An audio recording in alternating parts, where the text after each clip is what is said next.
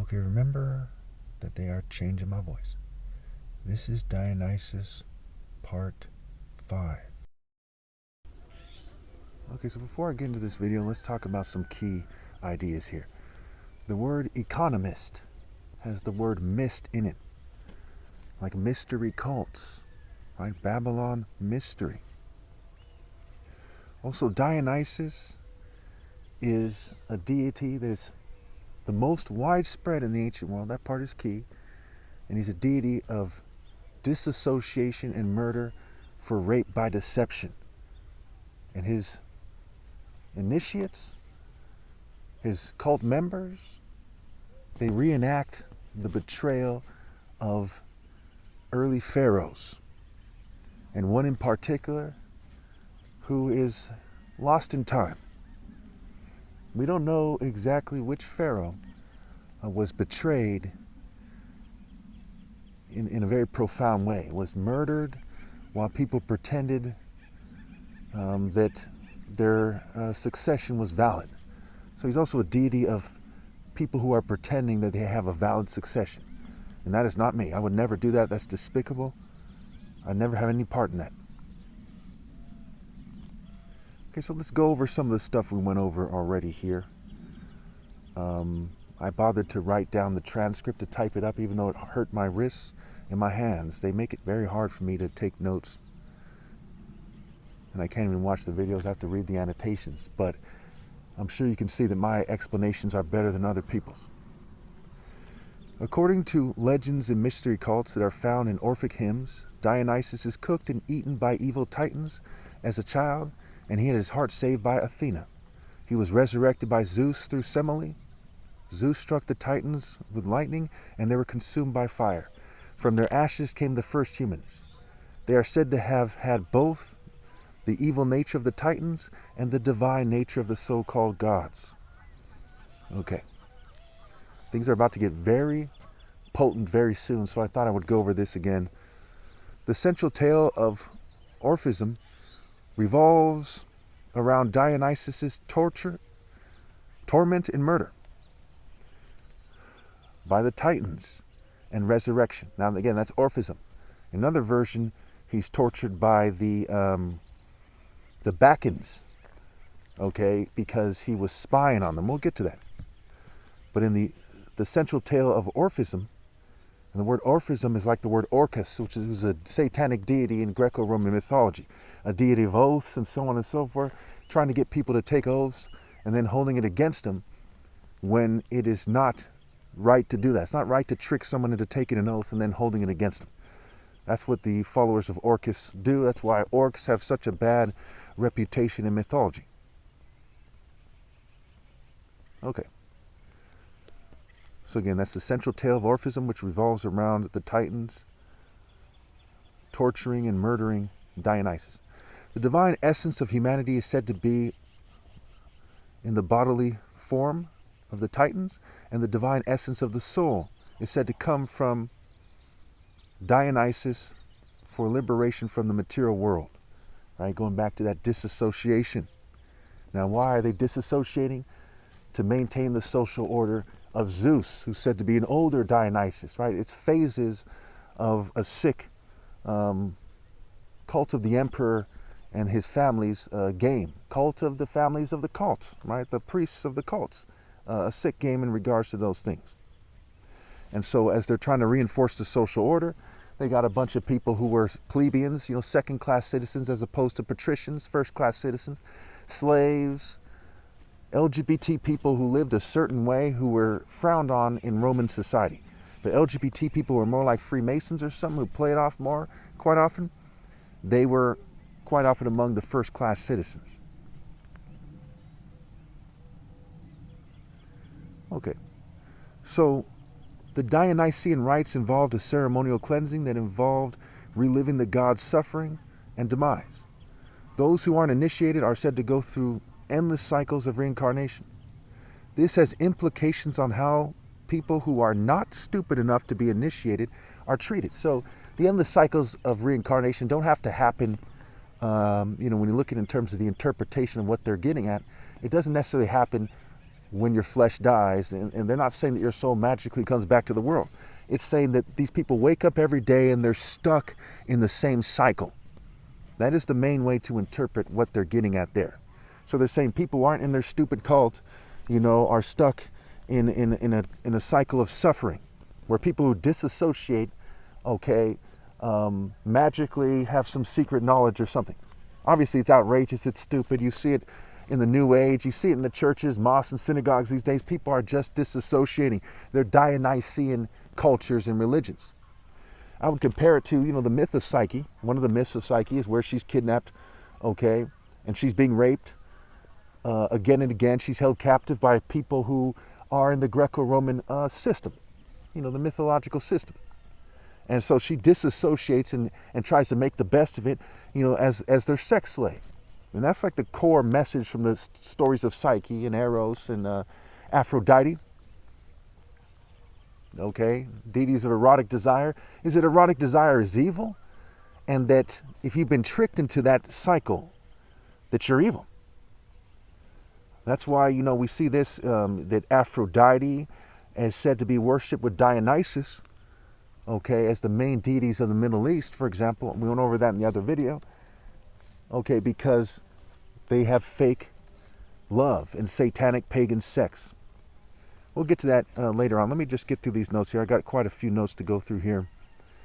And this stuff is very key here. So keep watching. So they are said to need secret wisdom that they must pass on to Hades to avoid the fate of the non-initiate.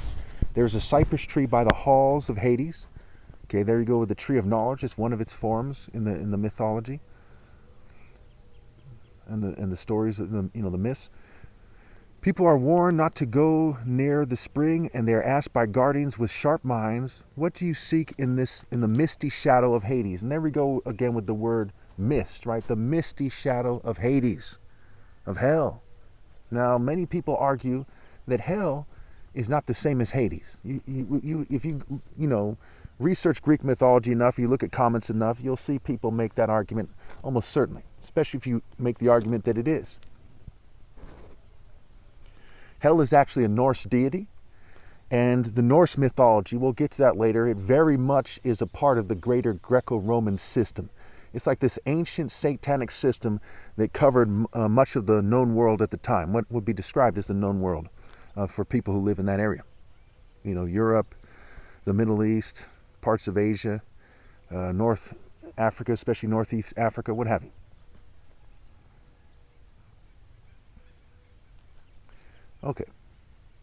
So again, it's the misty shadow of Hades. Darkness, chaos, the deeper implications of what a shadow is in nature. They are told to say, "I am the child of earth and starry heaven, Gaia and Erinos," I believe it is, "and I am parched with thirst, and I perish. But quick, give me refreshing water to drink from the lake of memory." And then they get the whale to speak to the underworld king Pluto, and they get a drink from the lake of memory. And Pluto is said to come from Pluton, I believe it is, which means the riches under the earth. So Pluto is quite often associated with Hades, and there's a connection there regardless, of how you slice it. So in having had that drink, they go along the so-called sacred road that the other initiates in the mysteries, of Bacchanalia, of Dionysus, of Liber travel.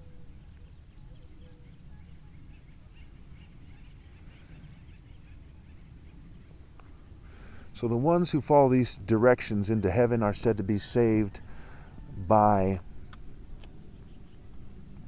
various demons in the story here. This story is said to influence Pythagorean, philosophies, Platonic philosophies, Platonist, and Judeo-Christian theologies. So the various philosophies of other groups that are lying about God. Now, when we look at Christianity as a group, we look at it as a historian who's trying to be honest. You look at it as an honest person, as a scientist who's trying to be honest. You know that the vast majority of Christian denominations must be wrong, if not all of them. Why? Because they all don't agree on everything.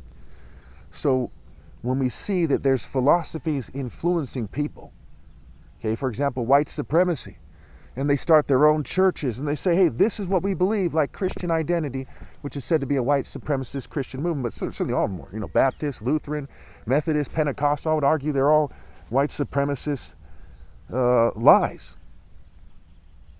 I'm certain of it, okay? That you have to ask yourself, what are the philosophies that were there in the area that were influencing them when they just said, hey, what if we do it this way? Or I have an idea. Okay, they had a pre-existing philosophy, a pre-existing belief system. So they're right to say that when we're talking about the religions, the organized religions of Christianity, Judaism, Islam, you know, Pythagorean cults, what have you, Freemasonry, the organized groupings of philosophies and religions, that they're influenced by the pre-existing philosophy. There's no other way, philosophy, there's no other way it could be. And Dionysian worship and mysteries and mythology, okay, were at one point damn near the bell that rings the loudest, if not the bell that rings the loudest. He was said to be the most widespread of the ancient deities at one point. But his worship doesn't go that far back. In fact, Cretan religion doesn't go that far back. Only African religion goes way, way, way, way back. So no matter how you slice it, Dionysian mysteries are a response to the Royal African Falcon martial art order, because martial arts, fighting with sharpened spears and coming up with tactics and getting people to come into a military formation, a disciplined formation, a disciplined civilization, predates all known religions by far. And we see that martial arts clearly evolved more than religions did if you can separate the two ideas. For example, what I mean by that is martial arts as martial art religions. Okay, so we think of like a Shaolin monk and compare him to like your average, your average shallow Christian on YouTube or something. Do you think that she is deeper than the Shaolin monk? Almost certainly not. Right? They're just a shallow person, shallow American, hey guys, kind of thing. Kind of Pee Wee Herman, Pat Robertson, these kind of guys just giving some kind of shallow speech and a shallow interpretation. When we're talking about martial arts, you kind of get into the essence of nature. And to get to the supernatural, you have to go through the natural. However, Buddhism doesn't go very deep compared to the Royal African Falcon martial art order. For many reasons. One, it forsakes the idea of romantic love. How deep can you be if you reject the idea of true love? When God is the creator, man is the creation, and over time, people have evolved, like other animals in nature, to be reproductive vessels. So what is the divine and deep and profound nature of reproduction? If your religion doesn't truly grasp that, then it is incomplete. So we see that the true religion must have martial art components, and it must have a profound romantic component, among other things. Other existential things. Why are we here? What is the purpose of life? What have you?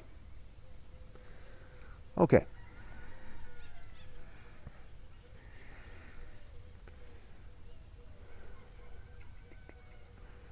Okay, so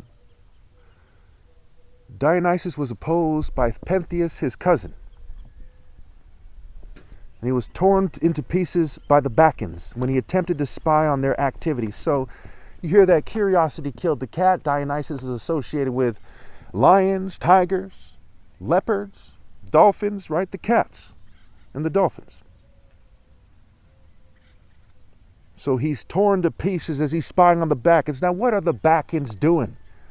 Well, they are sexually immoral. They are animalistic. They are evil. So when you see that association with Dionysus, with the satyrs and the Bacchans and the Maenads, right? These fairy-like females who are assisting him. They're evil. So we can clearly ascertain that Dionysus is resurrected as evil, which makes him an antichrist, and he's one of the main candidates for the false depiction of Christ. along with Serapis. Dionysus fits the description better than any deity, I'd say, when it comes to what is the pinpointed Antichrist.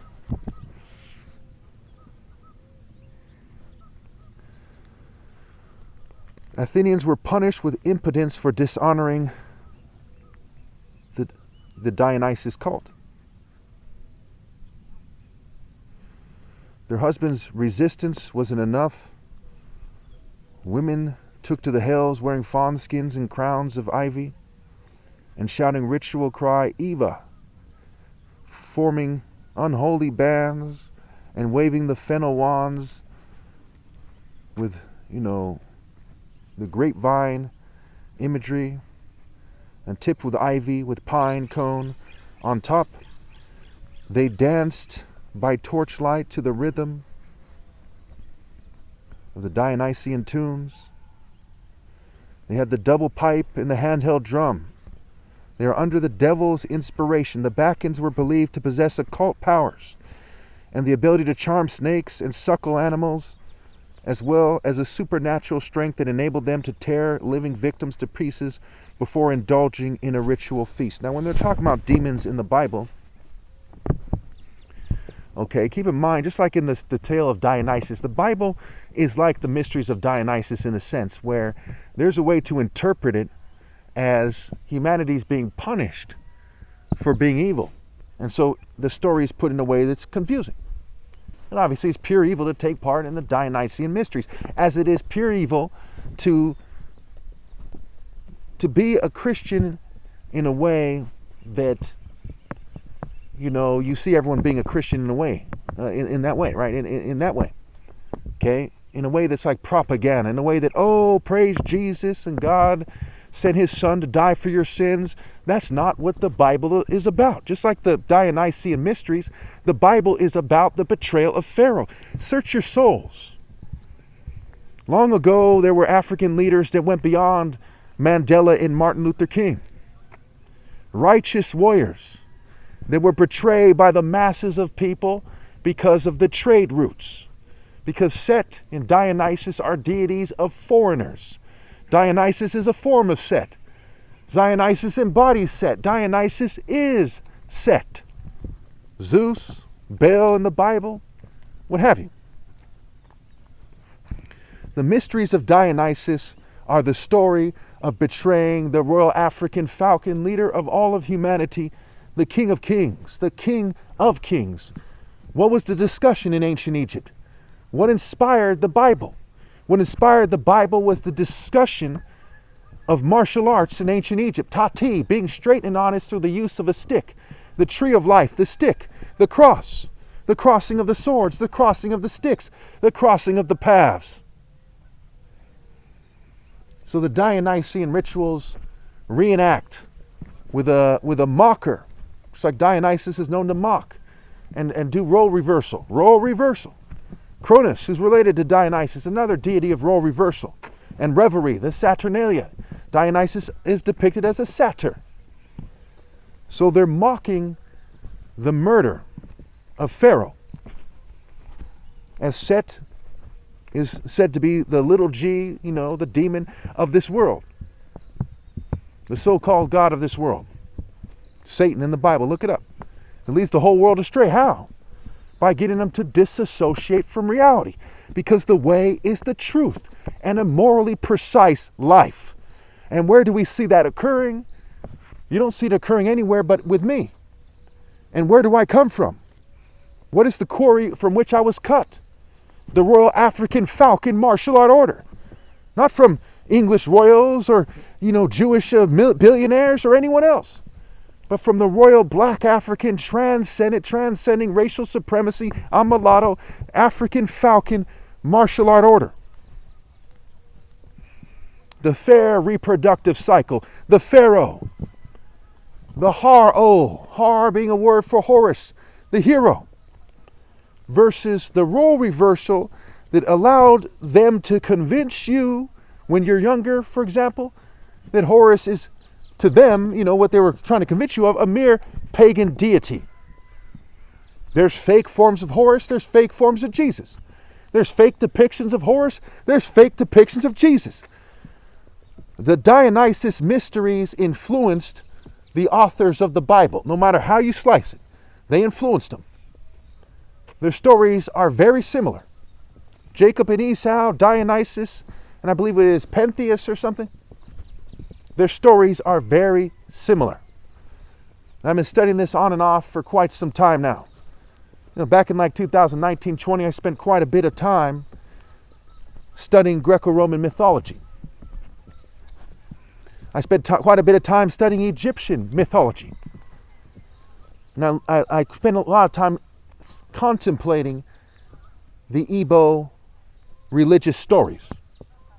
And I can tell you with certainty, after looking into this as an honest person with a pure heart, being guided by God Almighty as the top martial artist ever possible, that the Dionysian mysteries aren't just said to have influenced Christianity, they influenced Christianity. And so did the story of Horus.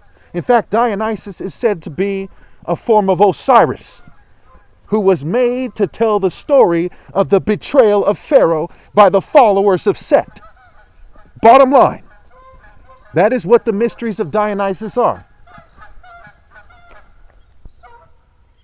The mysteries of Dionysus are nearly identical to at least some of the mysteries and mythologies of the Osirian cults. You even have the word Isis, Dionysus, Dios and Isis. Zeus and Isis, the rape of Isis, the betrayal of Osiris, the death of Osiris. Osiris, how we wept. I laid on the temple steps.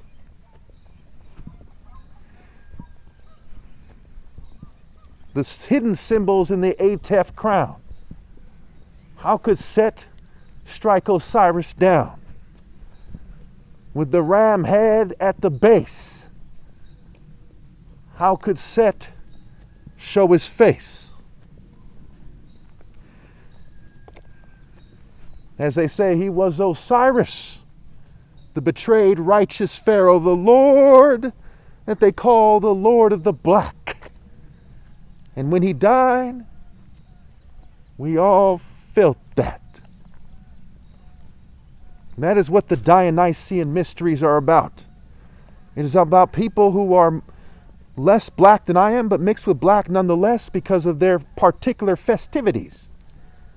The plebeians, the slaves, which include black slaves, and the LGBT people and others, mixing together. Some people of noble birth, quote unquote noble birth. Nobel. Bill and the Dragon Ball, what have you.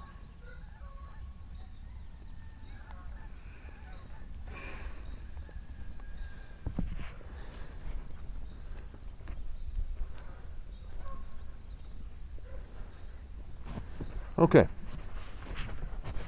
Let's cut this video short because I'm running out of memory on my phone, even though I'm on a roll here. I feel very saddened by the situation. Okay. So, remember, Dionysus had many names, including bold-faced. The word bold and the word bull are connected. And the cows, which are said to be sacred in India, they're connected to the Dionysian rites, and we'll talk about the Brahmin who visited Caesar, perhaps in the next video, if I cut this video short, which it looks like I'm going to.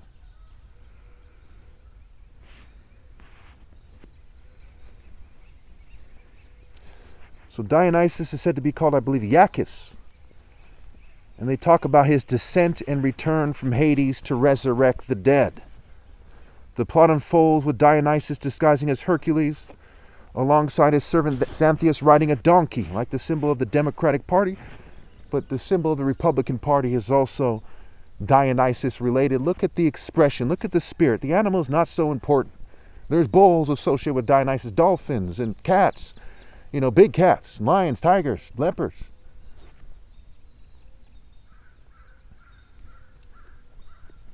Certainly, because of the Indian connection, there's also elephants associated with Dionysus. And there's elephants in Africa.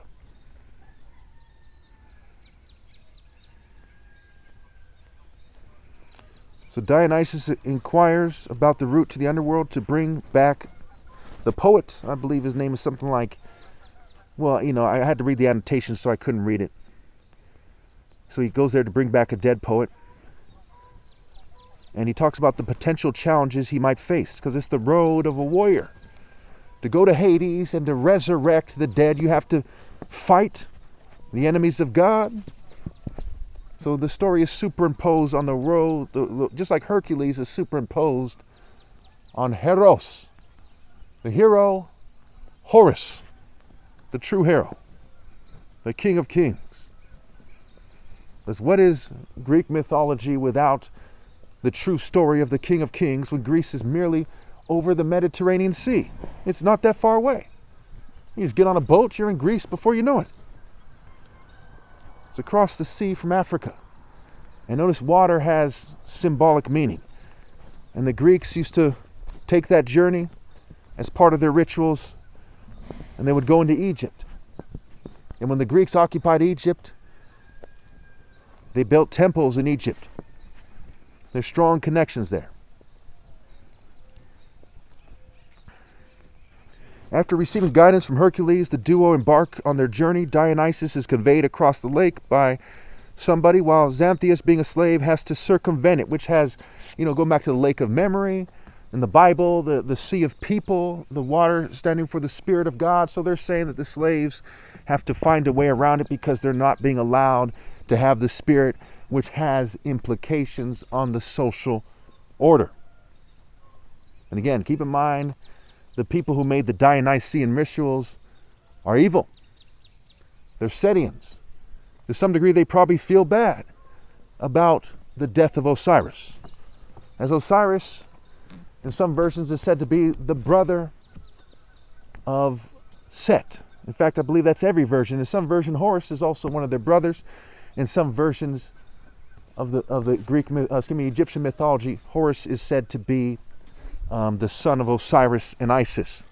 And Isis saves the phallus, the penis of Osiris, while Athena is said to save the heart of Dionysus. So again, Osiris and Dionysus being connected.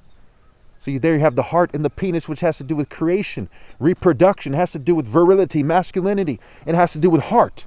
What truly makes a man isn't merely the penis, it is his heart. The Lord weighs the heart. But it has to do with reproductive religions, if you will. Religions, where religion overlaps with reproduction, marriage, fertility. Okay, there was so-called holy, so-called orgies. Right? They're not holy, they're unholy orgies. Demonic orgies where they're trying to bring back the satanic spirits of their ancestors who murdered Dionysus. So when you are part of a Dionysian cult, you're a Satanist who is reproducing with the offspring of those who killed the prophets, like it says in the Bible. Matthew 23.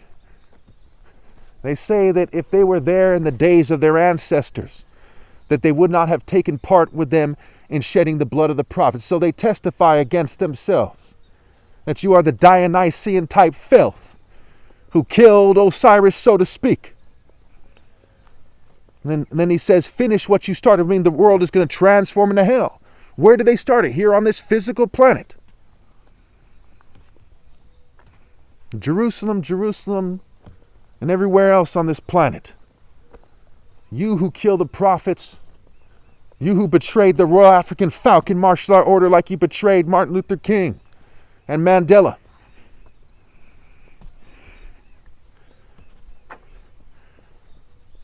How I will seal you in hell when my flesh dies. When during my life I desired to gather you together like a hen gathers her chicks, but you were not willing. And you kept on with the Dionysian mysteries. You're drunk off the blood of the saints, drunk off the hallucinogenic drink of the Bacchus cults, of Sabazius, of Iacchus, Zagreus, and Zeus. How you have raped and tricked Demeter and Core until you are wicked to your very core. But the wine will turn to fire.